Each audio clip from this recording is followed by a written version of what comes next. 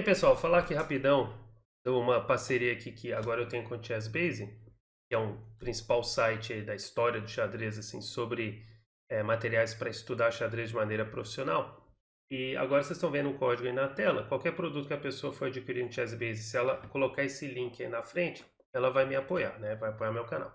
E como eu tenho usado em algumas aulas até na Twitch, principalmente aulas de abertura, sempre tenho usado o Chessbase 16, né? Aqui atrás tem a caixinha do Chessbase 15, que eu adquiri na época, mas agora eu tenho 16. Então, também vou falar, além do Chessbase 16, né, que é o principal programa que eu estudo xadrez, o Komodo 3 também, que é uma super engine agora que tem para acelerar os estudos, Fritz 18 e muito mais, né? Então é isso, aí eu vou deixar os links também sempre em cada vídeo do YouTube, e também vou falar disso aí um pouco mais nas lives da Twitch. Então quem quiser dar uma forcinha, usar esse código aí na hora de adquirir algum produto Chessbase. Beleza? No mais, é isso aí. Mikhail Botvinnik had plus scores against all of the players in the round-robin style tournament, and became the 6th world chess champion, winning the tournament convincingly. In subsequent years, Que abertura é essa aí? O Botvinnik ganhou de maneira convincente, he né? tied 2 matches to retain his title. He also lost. E depois ele manteve o match ainda, né? 2 vezes ainda, né? And Também regained the perdeu e title recuperou. twice. Botvinnik also helped to pioneer computer chess in the years to come. Botvinnik's victory marked the beginning of the era of Soviet domination of Com o Botvinnik começou a era da dominação soviética no xadrez. international chess, an era that would last over 20 years. Olha o espaço que ele, ó. Olha o espaço que ele. And influence over the game throughout Eastern Europe and throughout the former Soviet Union is greater than nobody before or after him. Chess was huge in the Soviet Union. Aquele campeonato de 1938, o Diabo, ele é bem importante na história do xadrez. Mas vamos seguir aqui. It was an everyday life. People played chess in their spare time. It was very common to follow tournaments and matches, and especially in 1950s, 1960s, it was one of the biggest sports out there. Mikhail Botvinnik, the father of the Soviet Chess Union, the Pai da União Soviética, patriarca. man who would set the tone for generations to come and help the Soviet Union rise to world dominance, not just because of his dominance as a world chess champion, but because of his influence over the chess culture. They also had like this, almost like a rock star status for the best chess players. But I think the foundation of that was like they were literally millions of people who play chess as, you know, like as a hobby. In the Stalin years, catch up and overtake was a central theme in the Soviet ethos. By the time Mikhail Botvinnik won the 1948 World Chess Championship, the Soviets had done more than catch up to the world's best players. They could overtake them in Ó, quem tá aqui na foto aqui, o Petrosian aqui, ó.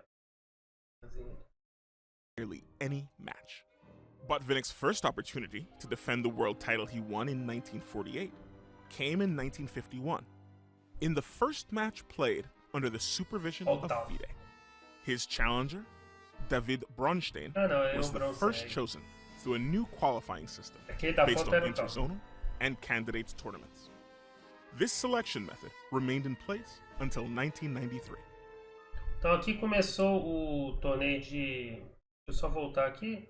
O negócio de... O sistema com interzonais e torneio de candidatos, né? Então foi em... Was the first chosen through a new qualifying system based on interzonal and candidates tournaments. E torneio de candidatos. This selection method remained in place until 1993. E assim, a pessoa tinha que... Ia ter os interzonais, se não me engano 2, eu acho, né? E... Nesses interzonais ia ser um torneio assim com, sei lá, 20 jogadores, 20 não sei quantos jogadores, e classificavam uma quantidade de jogadores para fazer o torneio de candidatos, né? E os torneios de candidatos tiveram vários formatos aí, assim, inclusive eliminatórios na maioria deles, né?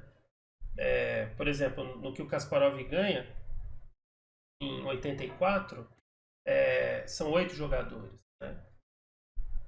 Então, mas aí, por exemplo... e eliminatório, né? Por exemplo, candidatos de hoje em dia, Não tem mais internacional, mas tem torneios equivalentes, né? No candidato de hoje em dia são 8 jogadores, só que sem ser mata-mata, né? É todos contra todos e de volta. Tipo, brancas e pretas. Você joga 2 vezes contra cada jogador. Vamos lá. If Brunstein's name sounds familiar, it's because his book, Zurich International Chess Tournament. Esse é um dos melhores livros já escritos assim. Tornei o Zurich 53, né? Com a versão do bronze. Também tem a versão do Nine. Esse é um dos melhores livros de xadrez. Is widely considered one of the greatest chess books ever written. Grandmaster Brunstein, described by his peers as a creative genius and master E o torneio também é impressionante, esse Zurich of 53. tactics, appeared to be a strong opponent. The men battled game by game. The match ended in a 12-12 tie. According to the rules, that's all Botvinnik needed to retain the title of world champion. Botvinnik held on to the title against challenger Vasily Smyslov in the same Aí, ó. fashion at the 1950 Então, empatou, né? E aí o campeão continuava sendo campeão. Então, World. uma regra, pra ser bem sincero, meio fuleira, né? Porque, tipo, por que não podia fazer algum tipo de desempate, né? Sei lá. World Chess Championship in Igual Moscow. tem hoje em dia, né? Harry Golombek, the author Depois of ele the ganhou do book Smith. World Chess Championship 1954, classified the style of Smyslov in this manner. Rich originality in the openings. Pera aí, só voltar aqui, Imaginative rapidão, strategy in rapidão. the middle. World Chess Champion 12 tie. According to the rules, that's all Botvinnik needed to retain the Contra title Bronstein. of world champion. Botvinnik held on to the title against challenger Vasily Smyslov in the same fashion at the 1954 World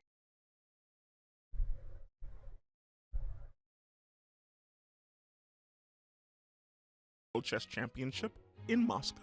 Também ficou 12-12, então. Harry Golombek, the author of the book World Chess Championship 1954, classified the style of Smyslov in this manner.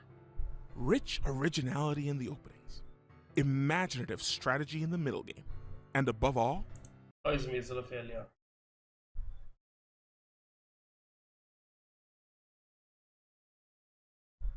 Peraí, não, calma. Agora eu me... an immense Eu e tal... virtuosity as an endgame player. In this last department, he is probably the strongest player in the world. As for Botvinnik, Golombek writes, Quem? other players may have Quem que é esse aí? Ah, tinha um Petrocci ali na foto, eu não vi, não. Quem que é esse? Ah, essa tradução... a wider knowledge of the openings. Some few may have an even more impeccable technique, but no one has the equivalent strength of mind and Smyslov. willpower. Again, Botvinnik retained his status as world champion, but Botvinnik and Smyslov's rivalry was only beginning. The 1957 World Chess Championship Eles eram was a parecidos rematch até, of né? the Dá até pra confundir os dois, né? Oclinho e tal, né? E a rivalidade deles aí. 1954 Dá pra confundir assim, olhando, por exemplo, nessa imagem aí. fight against Smyslov.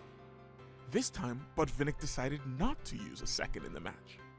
Não usar o quê? A second essentially assists the É, ele não quis usar um número 2 aí, né? Tipo um treinador, né? Não é bem um treinador, a pessoa queria ajudar na preparação das player by habilidades. helping prepare Aí, ó, aí openings fala. and studying the opponent's games. Isso. The move came after Botvinnik feared that his second had leaked information in the Ah, por causa 1954 disso. match against Smyslov. Unwilling to trust anyone else, he went at it alone. But it was a decision that might have cost him. Que doideira. After 22 Tô com of medo de 24 vazar a games, informação. the score was 12.5 to 9.5 in Smyslov's favor. The margin did not change with 2 draws in the remaining games, and thus, Botvinnik had to hand over the title to Smyslov. FIDE rules at the time allowed Botvinnik a rematch. This time, a year later, he came ready to win. In the third match between these opponents, Botvinnik won the first 3 games. It was an early lead that Smyslov could not overcome. Botvinnik was back on top.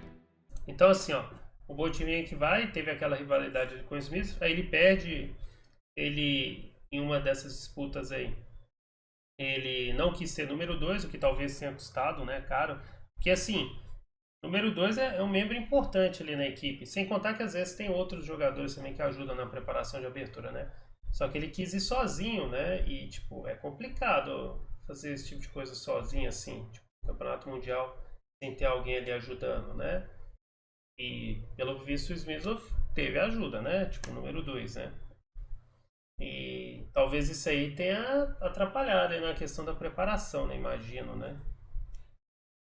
E aí ele perde, mas depois ele vai e recupera o título, né? Botvinnik was one of the first pioneers of scientific chess, of method, of preparation, but really method is probably the most important word. He was also special because he was able to discover new ways of playing with black for victory from move 1. To fully appreciate the 1960 World Chess Championship between defending champion Mikhail Botvinnik and challenger Mikhail Tal, you have to know what happened 12 years ago. Botvinnik had just won the 1948 tournament. He celebrated with a vacation in Riga, Latvia.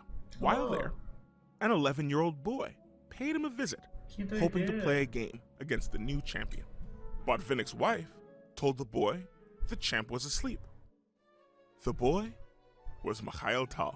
Que doideira. In all the years that followed, the two had never faced each other before the title match began in 1960. Tal won the opportunity to play Botvinnik by beating players such as Paul Keres, Tigran Petrosian, and a 16-year-old Bobby Fischer. Olha que doideira, né? Então, tipo, ele tentou jogar, parece que não conseguiu jogar o Tal com o Botvinnik, né? Mas aí depois olha o Fischer aí com 16 anos. The youngest player to ever win the USSR Championship. Isso, então, assim, vai surgindo, né, os confrontos ali, né? Na própria União Soviética. Mas aí, nisso vai surgindo em paralelo ali o Fischer, né? Some called him a creative genius. Mas aí, ó, primeiro tá Surprise falando do Tal. attacks and confusing moves seemed to be Tal's. Essa é aquela partida. Nossa, essa partida ela é complexa pra caramba, essa daí, entre Botvinnik e Tal, né? Essa que vai ter um cavalo F4 em determinado momento, que é absurdo. Acho que é agora. The Wizard of Riga. Before... Aí, ó, cavalo F4. Esse lance é bem emblemático. Deixou a sequência que gera depois desse cavalo F4, hein? Deixa o Botvinnik todo desorientado, assim, né? Essa partida aí foi bem importante. Was even over. One newspaper article with the headline Russian champ losing title to smashing surprise tactics claimed Tal was using psychological warfare against Botvinnik. The match ended after only 21 games. Obviously, Tal was the most gifted tactician and magician of chess, so he is famous for that. Obviously, he completely upended the game, so he showed that you can win at the highest level with his style that nobody thought possible before. He changed the game, he made chess much more dynamic. Tal was declared the new world chess champion. O Tal, assim, então ele trouxe essa questão do dinamismo, né? Muito presente no jogo dele. By 4 points. But he wouldn't hold the title for long. A year later, Tal and Botvinnik met in a rematch. Tal, who suffered from kidney problems, exacerbated by his drinking and smoking. Olha o Petrosian aqui. Aqui é o Koshner, né? Koshner, Petrosian. Was reportedly advised by his doctors that he should postpone the match. Botvinnik agreed, only if doctors certified him unfit. Tal went ahead with the match. The great Botvinnik had studied Tal's style and was now more prepared for the 1961 World Chess Championship. He beat Tal by a margin of 13-8 and regained his title. This man with iron will and iron discipline who lost many World Championship matches but always went back, studied his weaknesses, fixed his problems, came back and won the next match. A year later, Tal was operated on, and the severity of his kidney disease was revealed. Botvinnik's next challenger was Soviet-Armenian Grandmaster Tigran Vartanovich Petrosian. Petrosian's victory at the 1962 Candidates Tournament, which earned him the right to challenge Botvinnik, came with controversy. American. Então, assim, ó, o Petrosian ganhou candidatos, né, igual ali, que era um formato que ainda nessa época era um pouco recente, né? E aí iria enfrentar o Botvinnik, né? Não foi o Tal, né? Porque o Tal ele tava sofrendo problemas de saúde, né? Eu vi ali o negócio na mão do Tal, né? Eu achei que só eu tinha visto, né? Um formato estranho da mão, né? Eu não vou voltar não para não quebrar a sequência, mas tava estranho, né? Bobby Fischer accused the Soviets of collusion. He claimed Isso Petrosian Fischer, and né? others arranged match draws to prevent Fischer from winning. Though nothing was proven, FIDE adjusted the rules and format for subsequent events. Assim, o Fischer ele acusou que os soviéticos armavam os resultados, né? Tipo assim, jogavam contra o Fischer para anular o Fischer, tipo, para empatar, né? E os caras eram bons, né? E entre eles maquiavam o resultado para que sempre um soviético, tipo assim, a alegação do Fischer, né? Sempre algum soviético ficasse na frente. Então, tipo, uma combinação de resultados, entende? Eu vi isso aí. Ah, tal, tinha a mão deformada mesmo, a mão direita. Ah, curioso. Não sabia disso não. Nunca tinha prestado atenção nesse detalhe. Iron Tigran, as he was called, prepared for the 1963 World Championship in a most unusual way. In addition to practicing chess, Petrosian spent several hours a day skiing. Ah, que doideira. He believed that physical fitness would make the difference in long matches. Petrosian is probably the most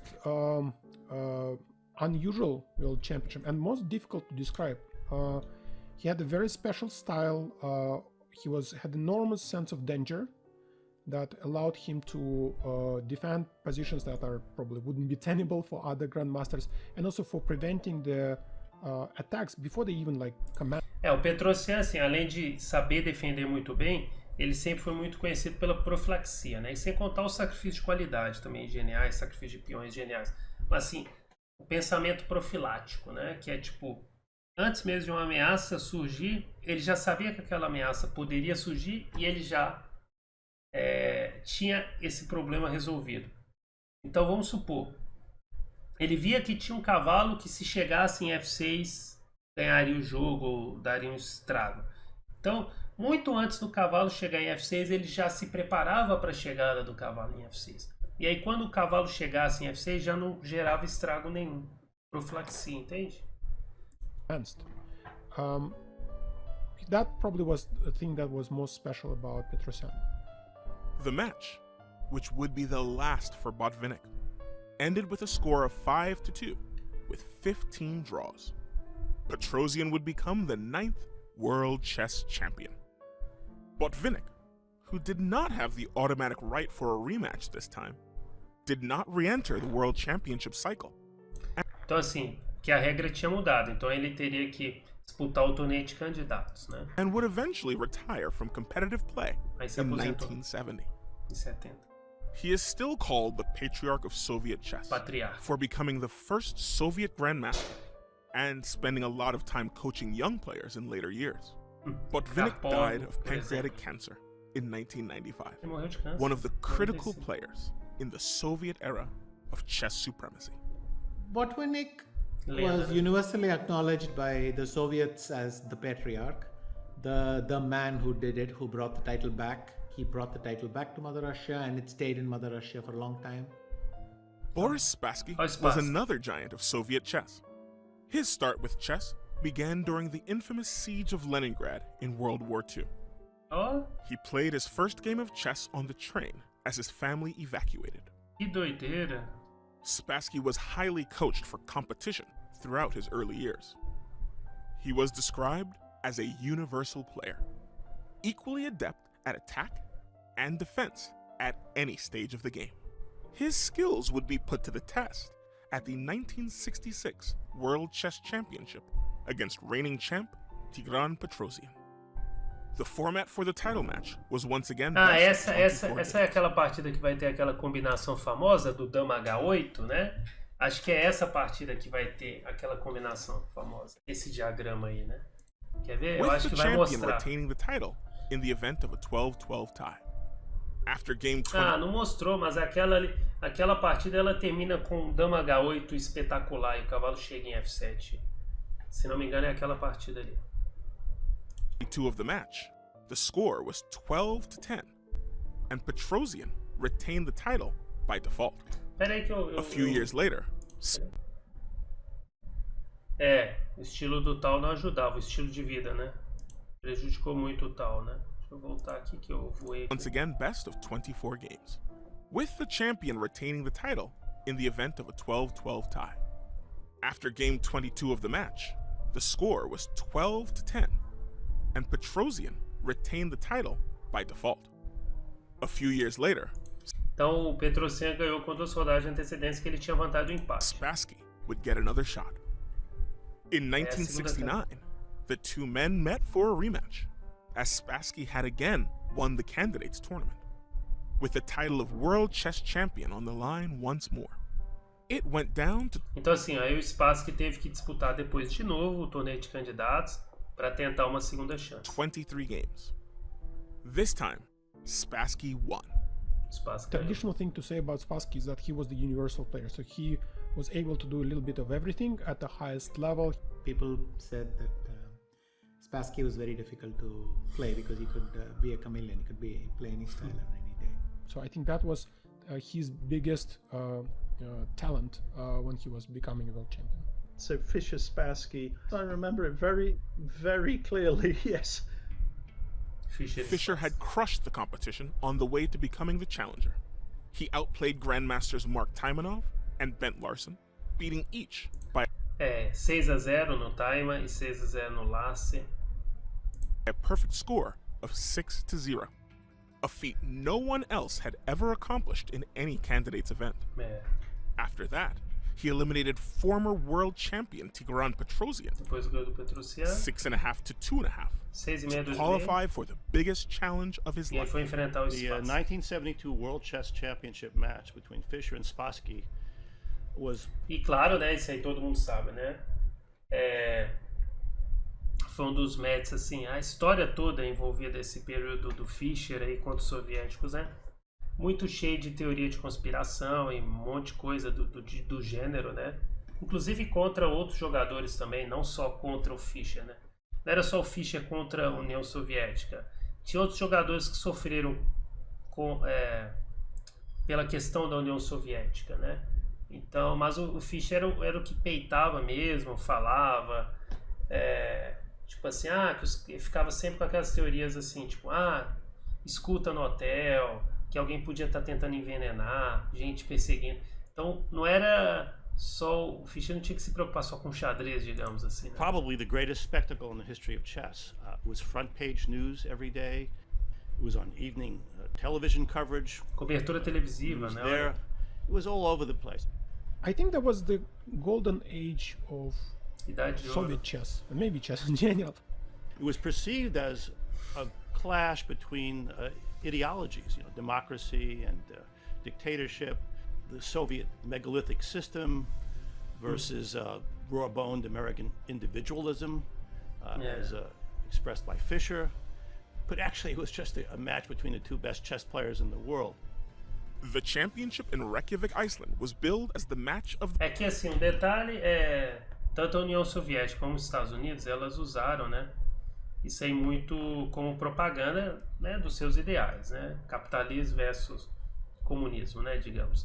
Mas a verdade, assim, o Fischer, tudo bem, ele era meio doido aí com as teorias de conspiração, mas o Spassky só queria jogar xadrez, né, e tipo, tentar provar que ele era o melhor, né, que ele ia se manter como campeão mundial, né.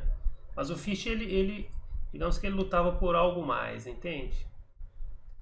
Então the century.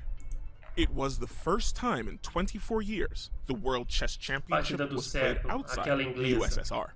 You couldn't walk into a bar without people watching these 5-hour games every other day. It was a very Muito big doido, thing. né? Fischer's pre-match demands E tem um filme que é interessante, que é aquele Pawn Sacrifice, né, com Tommy McGarry, né, aquele que fez aquela trilogia do Homem-Aranha, né, de uns anos atrás. O filme should Pawn have been an Sacrifice é indicator interessante. of what was to come.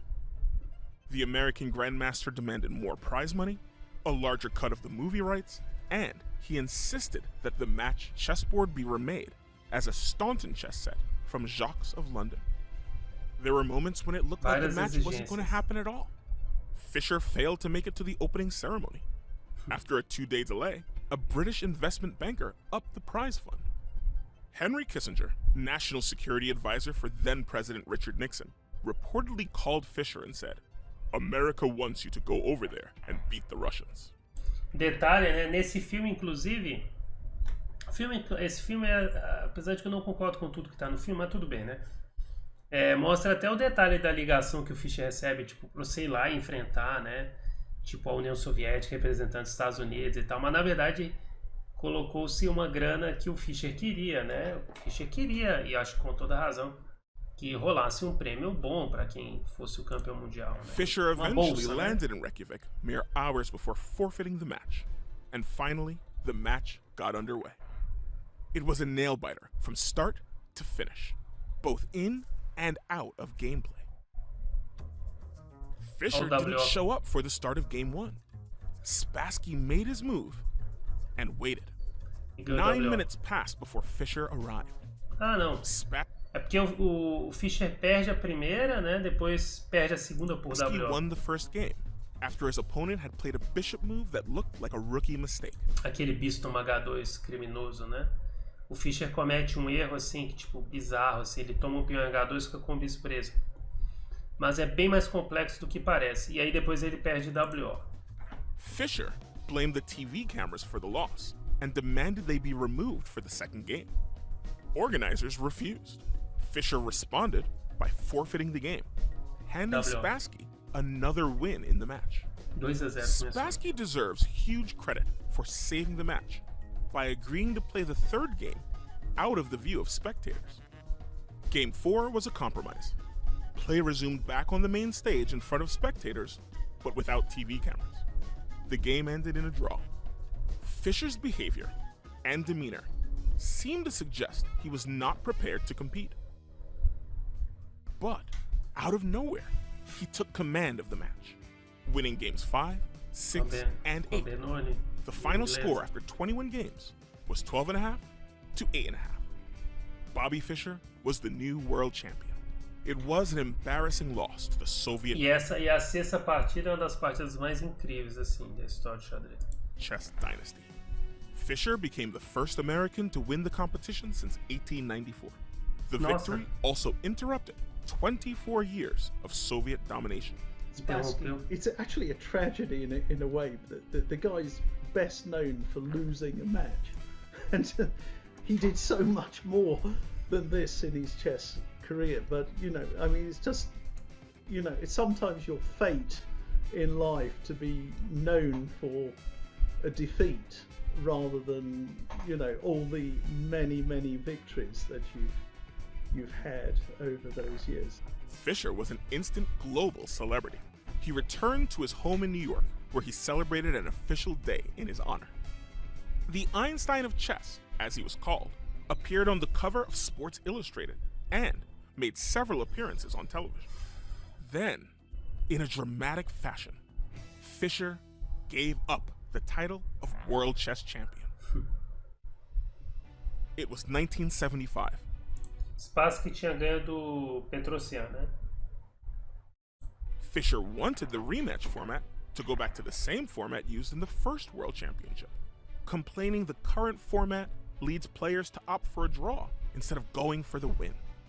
FIDE accepted all his demands except for one. Fischer wanted to keep his title in the event of a 9-9 score. When the two sides could not come to terms, Fischer forfeited his title. Anatoly Karpov won the title from Fischer without having to play him. Isso eu já até falei muito na live, né? O Fischer, por ele foi campeão mundial, né? Mas aí ele não quis defender o título nessa briga com a FIDE e tal, exigências de regras, mudança de regras e tal. Aí no fim não chegou no consenso e aí ele perde o título, né? E aí vai ter que arrumar um novo campeão mundial. E aí o torneio de candidatos estava acontecendo, né, normalmente, e o Karpov ganha o torneio de candidatos na final com o Koch, inclusive. Só que aí De acordo com a regra, ia ser Karpov contra Fischer. Só que como o Fischer não jogou, né? Aí o Karpov But that should take assume o nothing trono. away from just how great he was. Anatoly Karpov would be one of the hardest nuts to Olha o crack Kasparov of ali. any world chess champion in history. He was also someone who showed just how much you could win, not just by executing on your own plans, but by stopping your opponent's plan. As for Uma Bobby questão Fischer, profilática. he lived a secluded life for 2 decades before he and Boris Spassky would meet again in an unofficial rematch in 1992. Mas esse match The não only tá catch valendo nada. was that the match was held in Yugoslavia, which was under a United Nations embargo at the time. Fischer went ahead with the match, despite a warning from the United States government that his participation would have consequences. US authorities issued a warrant for Fischer's arrest. Ó, pra você ver, né? Fischer never Fischer, por jogar na Iugoslávia, recebeu um mandato de prisão dos Estados Unidos. Olha que loucura, né? returned to the United States and died in Iceland in 2008. Bobby Fischer burned brighter than anybody else. You know, when he was hot, he was absolutely on fire. All the great players who came after Bobby Fischer were inspired by him, even if they now put down his play and possibly detract from it a little bit. He was really something. He really changed the game of chess, put a new face on it. Defending champion Russian Anatoly Karpov had a lot to Voltou pra prove Rússia, né? after FIDE declared him the new champion upon Bobby Fischer's forfeiture of the title. Karpov's challenger in the 1978 fight was Viktor Korchnoi. Eu tenho aqui um autógrafo aqui do Karpov aqui, ó. Deixa eu mostrar aqui. One of the O meu autógrafo aqui do Karpov. Aqui. Tem no Carlsen aqui também, aqui atrás. Deixa eu mostrar aqui na tela. Ó, tem um autógrafo. Isso aqui foi no torneio de Llobregat na Espanha. Essa aqui é a assinatura do Karpov. Ele assinou. E aqui a planilha de uma partida que eu joguei na última rodada contra um gêmeo espanhol. Empatou, foi uma defesa Caro-Kann. Karpov assinou também pra mim, cara. Essa daqui é a assinatura do Karpov. E foi uma defesa Caro-Kann. Vocês não vão entender minha letra. Mas foi uma defesa Caro-Kann de uma linha que o Karpov jogava. E o Karpov estava lá no local. Ele não estava jogando o campeonato, ele estava só fazendo um evento lá, paralelo e tal. Palestra, um negócio assim. Essa planilha aqui eu guardo com muito orgulho. Não é nem pela partida em si, né? Pelo autógrafo do Karpov. Numa variante que o Karpov, vamos dizer assim, sem ele saber, me ensinou a jogar, né? A Caro-Kann com o cavalo D7. Mas vamos seguir aqui. Anatoly Karpov had a lot to prove Meu jogador after FIDE favorito, declared him the em new termos de champion estilo, né? upon Bobby Fischer's forfeiture of the title. Karpov's challenger in the 1978 fight was Viktor Korchnoi, one of the Soviet Union's top grandmasters, until he defected to the West in 1976. The competitors argued over the smallest details. When Korchnoi indicated he wanted to bring his own chair to the event, Karpov requested that it be examined. The men also argued over the flags on the players' table, after which the decision was made not to use any player flags at all. Ó, pra você ver, os caras Then brigam qualquer there were the coisa. sunglasses. Korchnoi wore reflective glasses, complaining that Karpov and his team, which included a well-known hypnotist, were staring at him. Karpov said the light reflected in the sunglasses bothered his eyes. At one point in the tournament, Karpov's team sent blueberry yogurt. The Korchnoi team accused the Soviets of using the yogurt as some kind of code. Tá vendo a By neura dos game 8, caras? tensions were so high that Karpov refused to shake Korchnoi's hand. Ó, pra você ver. Karpov was on the brink of victory with a 5-2 lead. But Korchnoi fought back to tie the match. All the arguing, political maneuvering, and psychological warfare culminated in the next game. Karpov won and retained his world title. Korchnoi would challenge Karpov. Tem um detalhe que é o seguinte, assim, o Korchnoi, ele alegava que o Karpov, então, além de ser muito beneficiado pelo governo soviético, né, que tinha sempre essas teorias de conspiração, até meio que como Fischer dizia, né, há uns anos atrás, antes disso aí. E também parece que o Caution também ele sofria algumas pressões assim veladas, né? Tipo em relação à família, umas coisas assim. Então, muita pressão psicológica, principalmente para cima do Caution, né? E assim, quem defende o Karpov poderia falar assim, o Karpov não tinha nada a ver com essas neuras aí, né? Assim, ele só tava ali para jogar xadrez, né? Mas é complicado, assim, mesmo o Karpov sendo meu jogador favorito, né, em termos de estilo, querendo ou não, assim, a gente analisando de fora, dá pra ver que o Karpov foi muito beneficiado, assim, em relação ao detrimento do Caution, né? O Caution foi muito prejudicado nessas pressões psicológicas, né?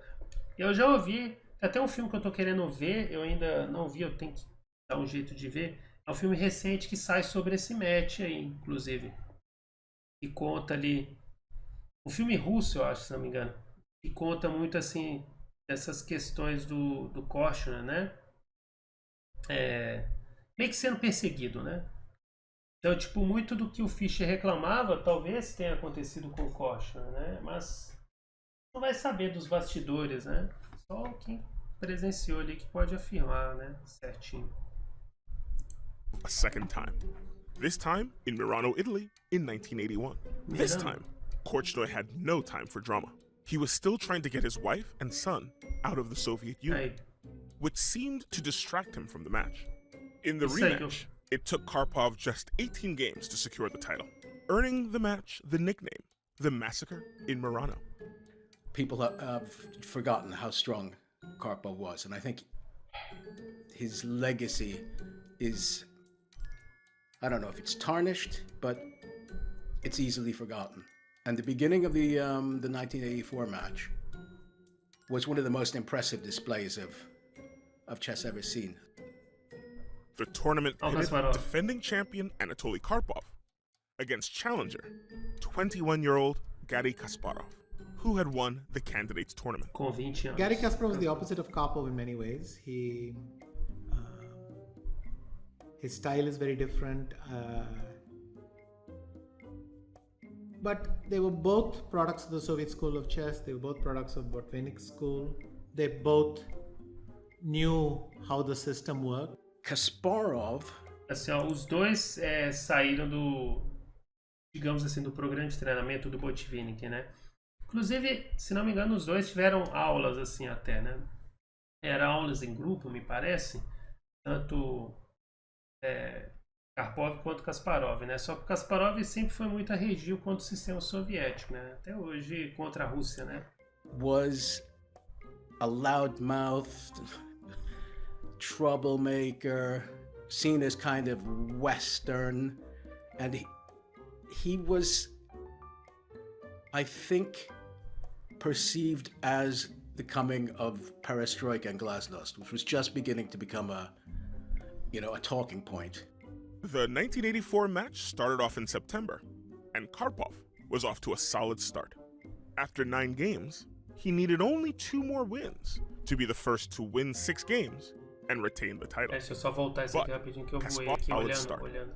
After 9 games, he needed only 2 more wins to be the first to win 6 games and retain the title.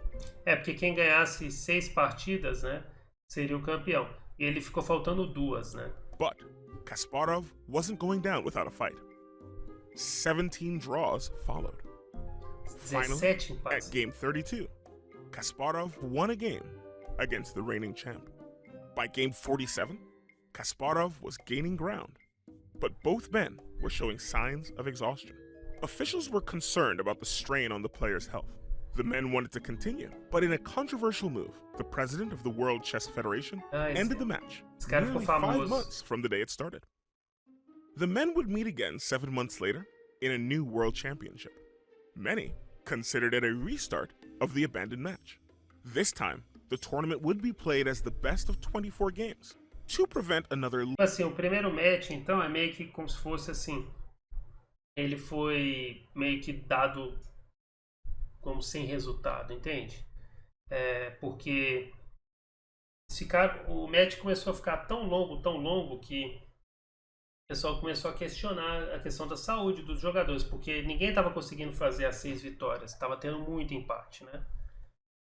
lengthy, E aí depois mudaram a seemingly regra para endless melhor de battle. 24. The men traded wins and draws in the first several games. As the match wore on and the draws piled up, both men felt the psychological pressure to push for a decisive victory. After game 15, the match was still tied. Then came game 16, and what some would call Kasparov's masterpiece. It was a Sicilian Paulson. The first 10 moves of the game were identical to those from game 12. Karpov was the first to deviate. 34 moves later, Karpov was forced to sacrifice his queen. Kasparov took the lead. The 1985 World Chess Championship came down to the last game. It was a must-win for Karpov. Karpov resigned on move 42. Kasparov would defend his title 3 more times against Karpov. Once in 1987, and again in 1990. Both matches were incredibly close, with Kasparov narrowly winning. I was 15 years old when Karpov and Kasparov played their first World Championship match.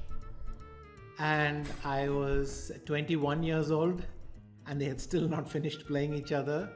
They had one of these remarkable rivalries, and by matches which dwarfed the lengths of modern matches. Growing up and watching Kasparov dominate the chess world is something I still remember vividly because, of course, for every young chess player, I don't think there was a single one on the planet who didn't idolize everything that he was. Gary's 2 years older than me. Oh. Honestly Oh, speaking, there is a difference in class. And, you know, I'm a good player at my best. I was a very good player, but he was on a level higher than that. In 1993, Nigel Short won the Candidates Tournament, putting him in a position to challenge Garry Kasparov for the World Chess Championship. At that time, the final was decided by the reigning champion, the challenger, and FIDE. But when FIDE announced Manchester as the venue, without consulting Kasparov and Short, the men cut their ties to the organization. You know, for me, this whole thing was done on a point of principle, and it was deep Melhor PCA. dissatisfaction with the way the proceedings were conducted. Kasparov and Short formed the Professional Chess Association in PCA. retaliation to the FIDE decision and set about playing the World Chess Championship under its terms. The match took place at the Savoy Theatre in London, where Kasparov won handily, 12.5 to 7.5, becoming the first PCA World Chess Champ. Só para explicar, porque como eles tiveram esse racha com a FIDE, criou-se, igual acontece no boxe, né? Tem tipo cinturões, né? Tem no boxe, né? Federação Internacional de Boxe, tem, sei lá, federação, tem esqueci o nome lá da outra lá, não sei o que, da Internacional de Boxe. Então, no xadrez ficou tendo a FIDE, né? Federação Internacional de Xadrez, e a PCA, né? PCA criada pelos dois aqui, principalmente, né? E como o Kasparov era o atual campeão, tipo, a PCA tinha mais prestígio. Só que a FIDE continuou realizando o campeonato mundial, falou assim, não, já que o Kasparov quer disputar o campeonato mundial dele com o Short, a gente vai fazer o nosso. Então foi uma época muito, de 93 até 2006, uma época que a gente tinha 2 campeões mundiais, né? Tipo, um da FIDE e um da PCA. E aí, assim, hoje em dia, todo mundo meio que reconhece que sim, tinha 2 campeões mundiais, mas claro que a parte assim do Kasparov é mais valorizada, né? Porque, bem, ninguém derrotou ele nesse período assim. Tipo, depois, claro, vai ter o match contra o Kramnik e tal, mas assim, por um bom período ele era o campeão mundial de fato, né? E não esse torneio da FIDE aí, né? Mas é controverso isso aí, né? Mas vamos seguir aqui. Wasn't backing down. It stripped Kasparov of his previous world chess title and held its own version of the World Championship between the next highest Essa foto é ranking players interessante, né? in the candidates tournament. Karpov e Anatoly Olianas. Karpov and Jan Timman competed in FIDE's 1993 title match. Karpov won. For the first time, we had 2 Dois world campeões chess mundiais. champions. One thing I can say about playing Kasparov is the level of the intensity of playing the World Championship final. It was an immense strain in the full public view, loads of publicity. It was hard, and it took me a while to get used to it. In the 14th century, the Western Schism resulted in two different men claiming to be the true Pope. The rise of different boxing associations in the 1960s resulted in the use of the term undisputed to determine the true boxing champ. By the 1990s, the chess world would experience its own power struggle. Kasparov was declared the PCA world champ again in 1995.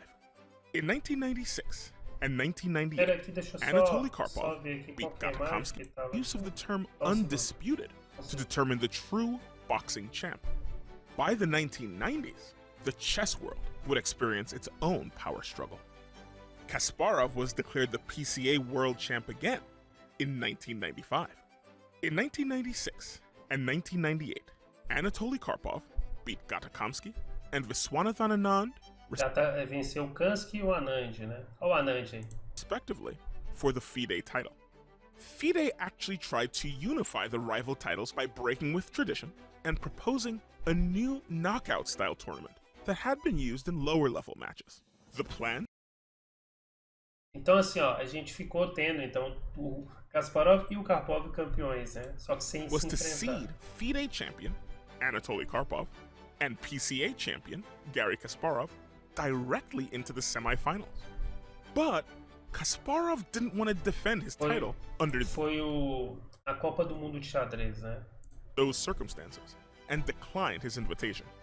So Karpov was given a spot in the final instead. He beat Viswanathan Anand in a match played in Switzerland. FIDE used the single elimination format for the next few years, despite the controversy surrounding the new structure. Critics of the format said the short matches and rapid playoff style left too much. Era o formato mata-mata, né?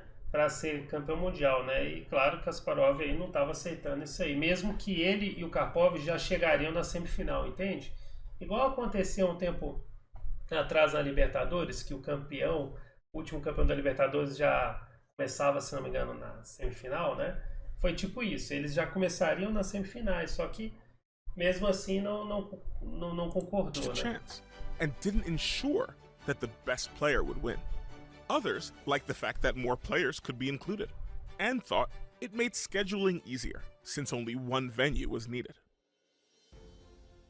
Under this format, Alexander Kalifman became the FIDE world champion in Não, esse cara ser campeão mundial, na moral, né? 1999, beating Vladimir Akopian in Las Vegas.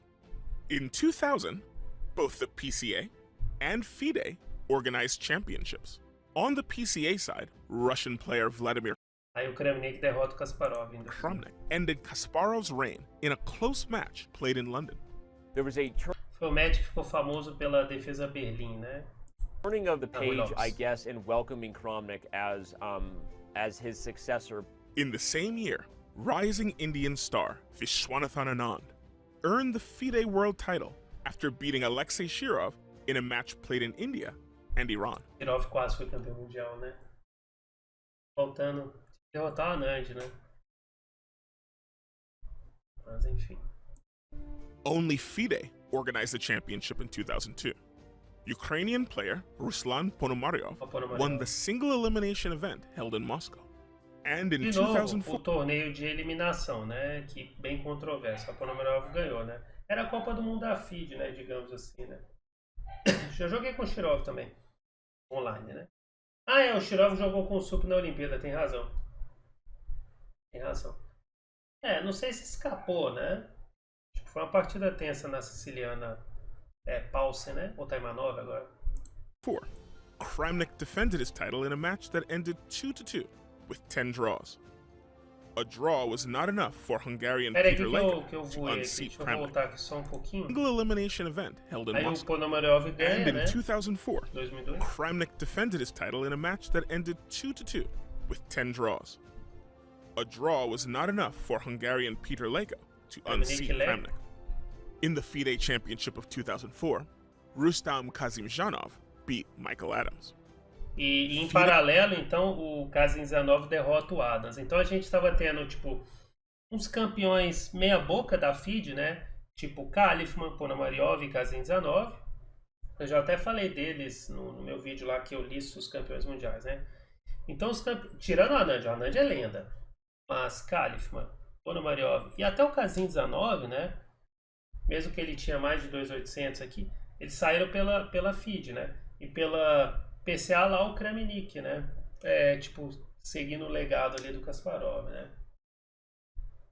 They eventually abandoned the single elimination format. In 2005, the governing organization decided to use normal time controls, returning the matches to a much slower pace. 8 top players were named in a double round robin. In the end, Veselin Topalov was declared the 2005 FIDE winner, besting Viswanathan Anand and Peter Svidler, who tied for second. The title had been split for 13 years, and it was time to unite the chess world and produce an undisputed world champion. The World Chess Championship of 2006 was the unifying match between the PCA's classical world chess champion, Vladimir Kramnik, and FIDE world chess champion, Veselin Topalov. Vladimir Kramnik defeated Topalov. E esse foi um match também que teve polêmicas, a polêmica do banheiro e tal, né? Ponomariov é lenda? Não. Perto dos campeões mundiais, não. Desculpe. Não dá pra você... Eu sei que o cara é campeão mundial, né? Considerado aí, mas não dá. Esses nomes, Kalifman, Ponomariov e até o Kazimjanov, não dá pra você comparar com Anand, por exemplo, com Kramnik, né? Até com o controverso eu ir lá atrás, não dá. Esses caras estão num patamar abaixo. Eu tenho um vídeo no YouTube que eu falo disso, com detalhes. After that, FIDE regained control of the World Chess Championship, and the match reverted to being based on a final match between the defending champion and a challenger decided by the candidates tournament. E aí, né, em 2006, então, aí eles voltaram. Ia ter o torneio de candidatos, né, claro, classificatórios até chegar no torneio de candidatos, né, e aí fazia o torneio de candidatos e ia definir quem iria disputar contra o campeão mundial, né, mas antes o Kramnik derrotou o Topalov. What impresses me most about Kramnik as a player, I guess he's one of the most accurate players in history that I think doesn't get enough credit for the fact that, like the next generation coming after Kasparov, and we talked about the fact that Kasparov welcomed the machines, Kramnik was using machines to influence his style of play, I think, earlier than people realized. He's one of the deepest thinkers in strategy and openings in chess. In fact, given that he had much less help than many others, his impact is even greater. He has this ability, I think, to teach and explain chess that's unique. Viswanathan Anand is a 5-time world chess champion.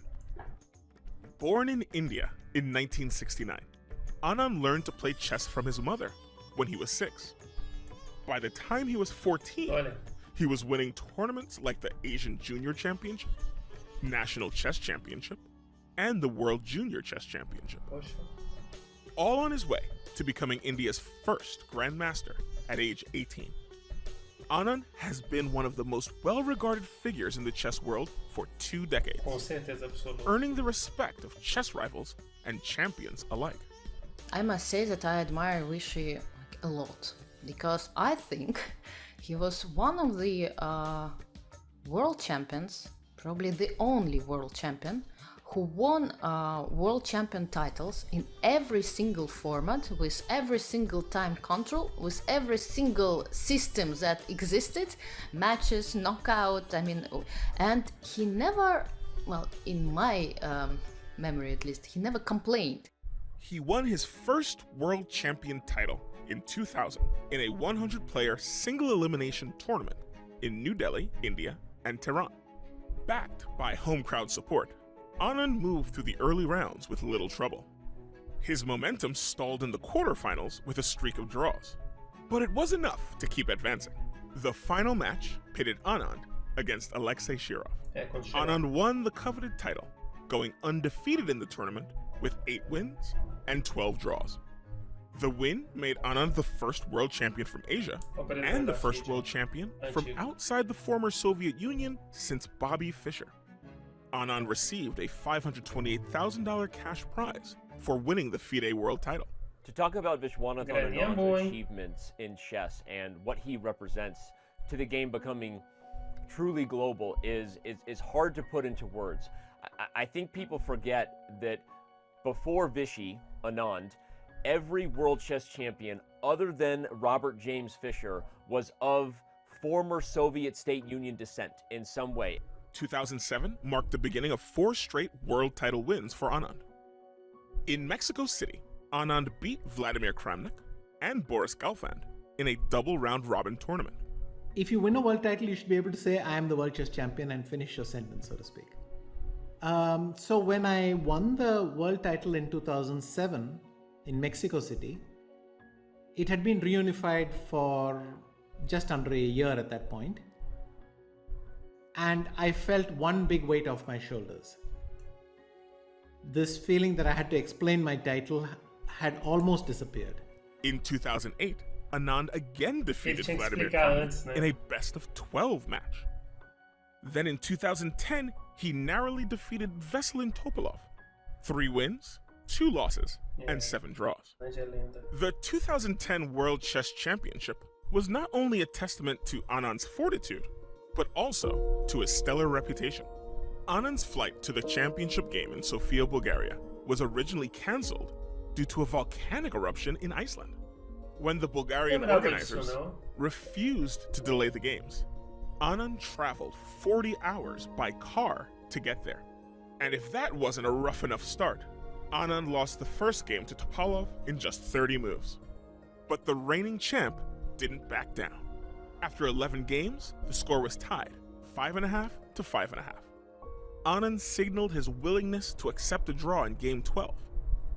Topalov didn't want to take his chances against Anand in a forced rapid playoff, given Anand's reputation as a formidable rapid player. But Topalov couldn't convert the game to a win. Anand retained his world champion title by 1 point. After the tournament, Anand revealed that former rivals Garry Kasparov, Vladimir Kramnik, and even Magnus Carlsen helped him prepare for the 2010 World Chess Championship.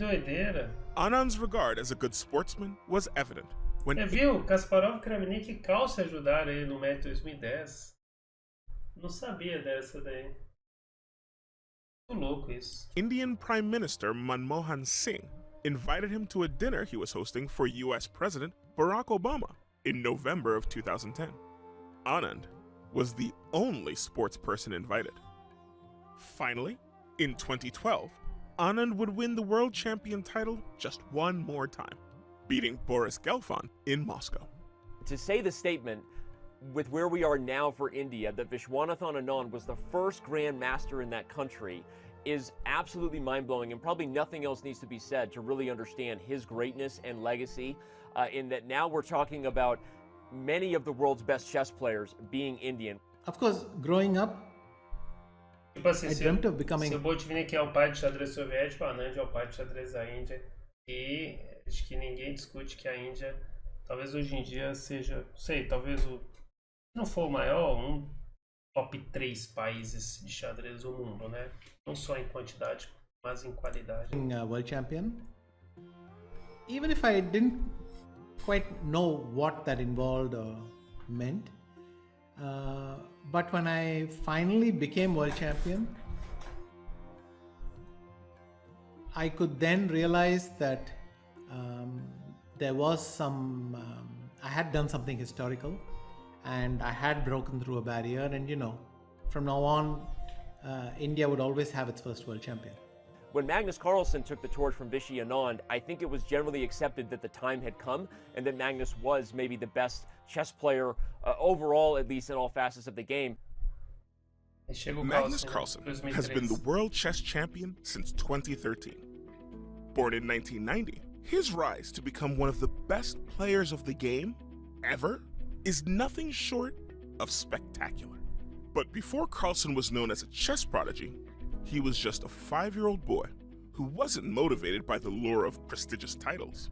He was motivated initially by beating his older sister at chess. After finally defeating his sister, soon Carlsen was playing against himself, reading chess books, and being coached by the top players in Norway. By the age of 13, he was a grandmaster. By the age of 17, he was the Norwegian chess champion. And by the age of 18, he surpassed a 2,800 rating. The Washington Post dubbed him the Mozart of chess.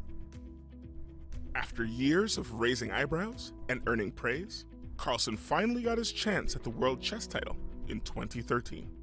His win over reigning champ Vishy Anand, in Anand's home country of India, was heralded by former champ Garry Kasparov as the start of a new era in chess. The young Carlsen, who developed his game in the age of super chess computers, won by 3 points in 10 of 12 scheduled games. The two men reversed their roles in the 2014 World Chess Championship. This time, Carlsen was the reigning champ, and Anand was e the detalhe, champion. né? No match 2013 ele ganha sem perder nenhuma partida. Ele ganha 3 o Anand, não perde nenhuma e empata o resto, né? No match da revanche, ele perde uma partida, eu acho, pro Anand, mas ganha o resto. Macarocan, eu acho. According to the World Championships website, the 2014 title match drew more than 1 million viewers a day, breaking global audience records. Caramba. They didn't have to play the scheduled 12 games. It took only 11 for Carlsen to score the required 6.5 points needed to be declared the winner. Objectively, it's hard to say that Magnus Carlsen isn't the greatest player of all time. What makes him so great? He's a genius. First, he's obviously a genius. He's brilliant. He perceives things on another level. He probably understands higher level principles that haven't quite been articulated, that maybe can't even be put into words. Magnus Carlsen also has a photographic memory, but also natural ability, natural talent. It's not only about like memory, but about being able to focus, to concentrate, to handle the pressure. There are so many things that make a player a great player. The 2016 World Chess Championship pitted Carlsen against Russian Grandmaster Sergei Karyakin, who had been one of the youngest grandmasters in history. After 12 games, the score was tied. The match format E detalhe, called nesse for match, a 8ª partida, se não me engano, o Karyakin derrota o Carlsen. Então ele estava empatando, aí o Karyakin ganha. Depois o Carlsen devolve na 9ª, se não me engano. E aí eles vão pro desempate. Aí depois segue, empata 6-6 e vai pro desempate. O Carlsen atropela o Karyakin nas rápidas, 3-0. rapid chess to E sendo que a 3ª partida é um sacrifício de dama genial em H6, que se tomar de rei, torre H8 mate, se tomar de peão, torre F7 mate. break the tie. Carlsen ultimately held on to his title, but the rapid playoff ending to the World Chess Championship drew criticism. Other respected players, such as 4-time US champion Yasser Seirawan and former world champion Anatoly Karpov, Criticaram o called sistema it de desempate. inappropriate. Since there was already a World Rapid Championship, it wouldn't be the last time a rapid speed game would determine the title. Contra o In Caruana, a mesma coisa. 2018, Carlsen's challenger was Italian-American player Fabiano Caruana. The prize fund was 1 million euros. The format was 12 classical time control games with a rapid speed playoff in the event of a tie. Mesma coisa aconteceu. Every one of the 12 games ended in a draw. Empatou 6 a 6, 12 12 time empates. in World Chess Championship history Aí, ó. that all the classical games Todos os jogos empataram. Foi a primeira vez no Campeonato Mundial. E outras vezes teve empates, mas assim, com um lado ganhando, igual o do Karyakin, né? Uma vitória por cada lado e 10 empates, né? Nesse aí não, foram 12 empates. ended in a draw. E o Carlsen passa o trator nas Carlsen won cartas. 3 consecutive rapid speed games 3-0 to nas retain cartas. his title. Melhor de Magnus 4 Carlsen's win in 2021 against Jan Nepomniachtchi Então, puts him aí- in the elite club of players with 5 or more world titles, which includes Emanuel Lasker, Mikhail Botvinnik, Anatoly Karpov, Garry Kasparov, and Viswanathan Anand. Since its beginning 1,500 years ago, chess has reflected the people, the politics, and the world in which we live. The game itself is ever demanding and evolving. its champions determined and steadfast in their quest for perfect play. There are so many reasons why chess is appealing, of course. I was captivated by the game from the start, as many players have been. I just loved it, and that's really what it... Só um detalhe ali, né? Que passou rápido pelo match do contra o Nepo, né? O match com o Nepo foi aquele massacre. Quanto é que foi o placar mesmo? Foram 5 vitórias o Carlsen, né? E o restante empate, né? Era melhor de 14, não era isso? Melhor de 14.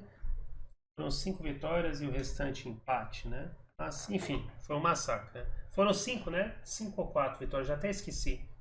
Nenhuma derrota do Carlsen contra o Nepo. É que falou rápido aí, né? E o Nepo vai disputar o próximo título mundial contra o Ding. O Carlsen não vai disputar, igual a gente já sabe, né? Porque não quer. Mas enfim. It's about loving the game, realizing how much fun it can be. It's sheer play. The challenge of it. Overcoming difficulty. You're beset with problems at the chessboard and drawing upon your resources to find just the right move will bring a smile to just about anyone's face. While technology has provided a new Olha aí, gente, que é isso aí? Que programa é esse, velho? Caramba. frontier for teaching, analyzing, and training, Olha o it has robôzinho que also quebrou o been dedo. instrumental in expanding the fan base, ensuring Chess that the box? game will continue to entertain and challenge generations to come. Legal, né? Legal. E aí, pessoal, também dá aqui um recadinho rápido aqui da minha parceria com a Casa Xadrez Belo Horizonte, né? É só entrar no site casaxadrez.com e aí a pessoa vai ter informações sobre como, por exemplo, treinar comigo sobre as aulas individuais ou também as aulas em grupo, né? Aí aqui é o site, aqui tá inclusive na tela o WhatsApp da Casa Xadrez, só mandar o WhatsApp direto aí, esse é o WhatsApp comercial. E se quiser saber sobre as aulas, né, é só clicar aqui em Eu Quero. Aí aqui embaixo, além das informações, pode reservar por e-mail, por WhatsApp, né? Você pode clicar aqui em Professores para você saber tanto sobre o currículo do Júlio Apertosa quanto o meu currículo. E claro, esse aqui é o site, você também vai ter outras inúmeras informações, torneios e tudo mais, né? Então é isso aí. Quem quiser saber de treinamento, tanto com o Júlio quanto comigo, tá aí a dica aí, casaxadrez.com. É nóis aí, valeu!